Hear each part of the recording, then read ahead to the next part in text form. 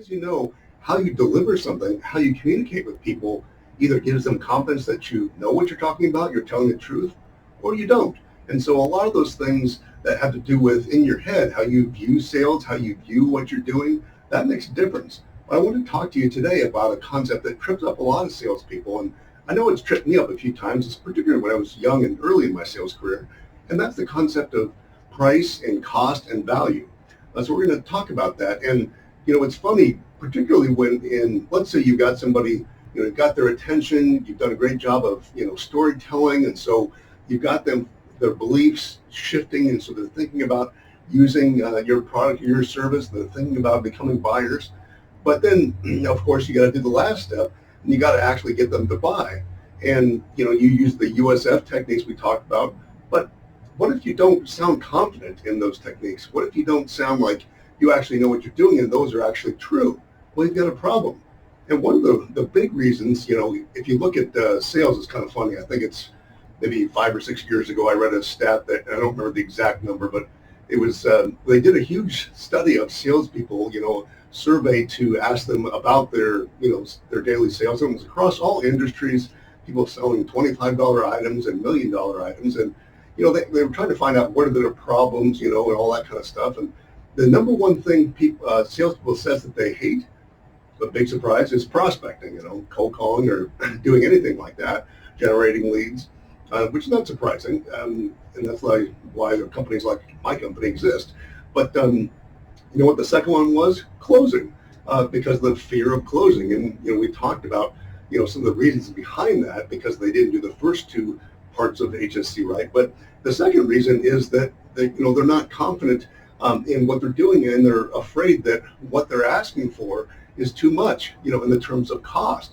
Let's say, we'll take an example. If you're selling a product that's pretty high ticket, let's say it's a computer system and it's $30,000, for this computer system, or CRM software, whatever, just some high ticket item, and you're selling it, and yet, you make your whatever commission is, a couple thousand or something on that sale. And last year you made, 60,000 because you're new at it. Well, guess what? That's half of your salary or half of the compensation you made last year. So $30,000 sounds like a lot of money to you.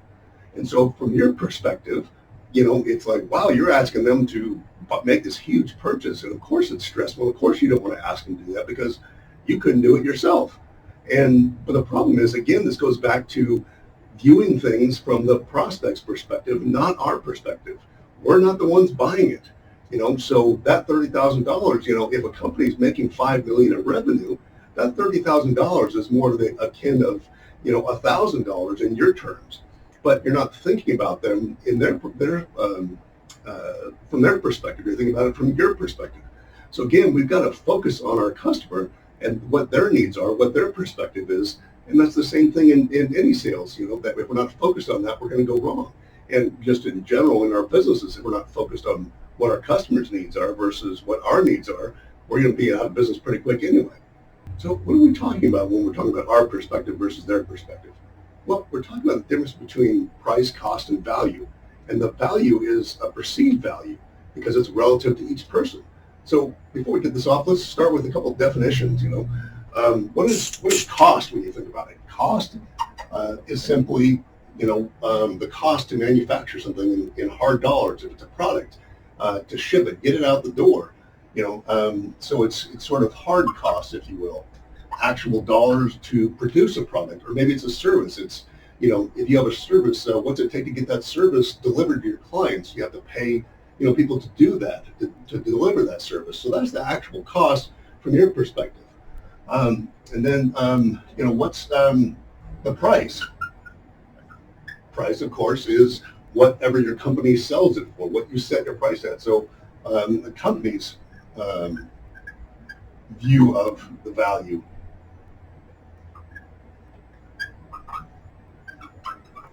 Is what you set in the marketplace. And then, of course, there's value. And that is what the customer thinks that's worth. So it's the customer's idea of what's that worth. And a lot of times these two don't jive. And that's where we get ourselves in trouble. And so this is the major area where a lot of businesses go wrong, a lot of salespeople go wrong. We think because something took us a long time to build, it took us hours and hours and hours, months and months and months to build this thing, that, well, it should actually have this value, it should be worth this much. It cost us $100,000 to develop this product, with all the research and the tries and all that kind of stuff. So therefore, it should be worth $100,000 to the customer. Well, guess what? It doesn't really matter. What matters is what they think. If it's going to solve their problem, how much is that worth to them? And you know what? The price you set better be below, and it better be way below what they think the value is. Because why would a customer buy something from you that has a price that exceeds the value? So we have this idea that we got the greatest product in the world, the greatest service in the world. We think it's worth this much or whatever. But it doesn't really matter, because the marketplace is going to tell us what it's actually worth, in the marketplace, because of the value that it shows to the customer. And so we need to focus on value. So I've kind of broken value down to two things, two types of value, if you will. There's perceived value,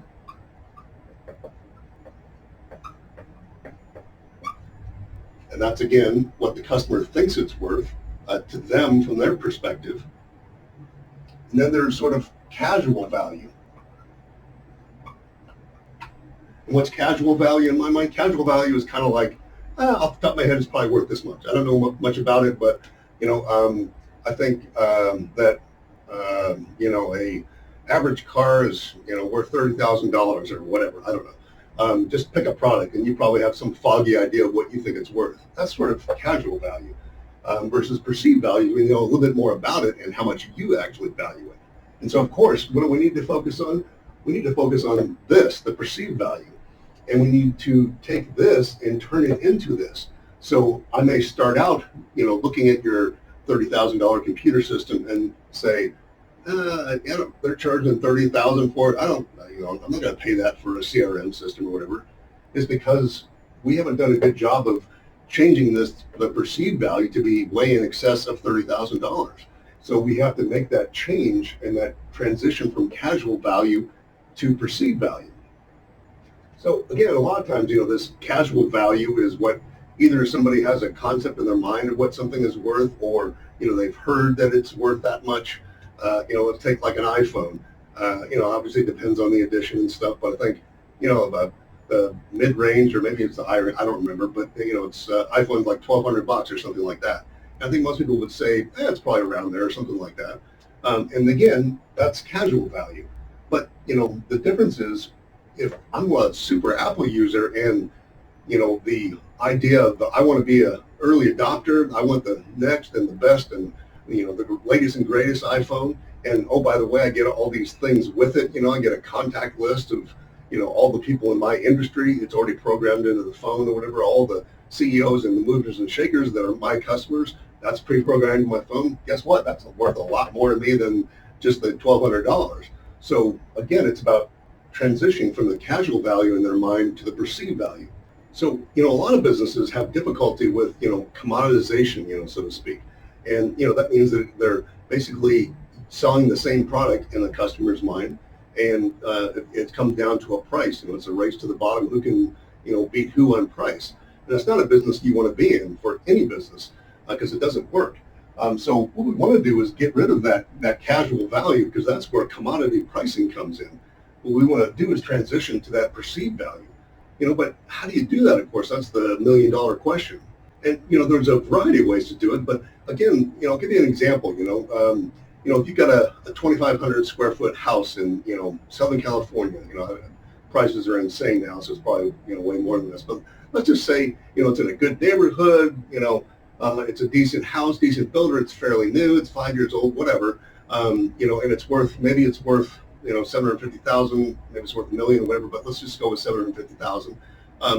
So you've got this nice house. It's a 3-bedroom, 2-bath, whatever. It's got all the standard stuff, a decent house, and so you think, oh, okay, it's worth maybe about $750,000 from what I just described to you.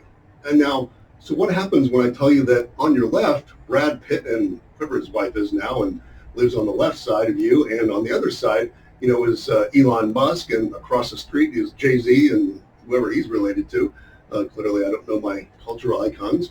But suddenly, you've got gated community that surrounds that house. You've got, a country club that goes along with it. You've got all kinds of other amenities and things that are in the neighborhood. And guess what? The actual house hasn't changed one bit. The size of the land hasn't changed. Even the location could be fairly close. It could be one block away from a different, development or something. And yet you add in those things that all of a sudden, bam, people want to be next to those celebrities. They want to be in that neighborhood, all those things. And suddenly the perceived value skyrockets, goes from this casual value of, what it actually is, a house, with, wood and stucco and everything, to a perceived value, which, maybe that house is now worth $5 million just because, it's in that neighborhood, has those people there, and, it's got access to other things. Again, no different than the house across the way, literally could be on the other side of the street, over the backyard or whatever. But because of that perceived value, people are willing to pay more for it.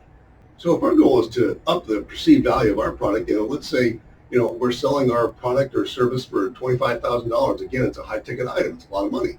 And that's most of what we're talking about in this, this video. But if we've got it priced at $25,000, if the prospect doesn't perceive the value as being more than that, guess what? They're not going to buy it. Why would you buy a product, or a service that, is priced at $25,000 when you're like, what? That's only worth $15,000 to me. I don't see the value in that. And this is all common sense, but I think we mentally get caught up in this again because of, particularly with high ticket items, large numbers scare off a lot of salespeople, and they lose the confidence to even follow through with the HSC model, even though it's extremely simple. So, the question is, of course, how do we do that? So it's really, it's actually pretty easy. It does take some thinking, it takes some effort. You got to be creative sometimes, depending on your product or service. Some things are easier than others, but the effort, once you put the effort in, it just makes it so easy. So if you can suddenly take that $25,000 product that you're selling, and in the customer's mind, wow, that's worth at least $100,000, or that's worth $250,000. That's where you get that irresistible offer, where it's like, hey, that's a no-brainer. Of course I'm going to buy this.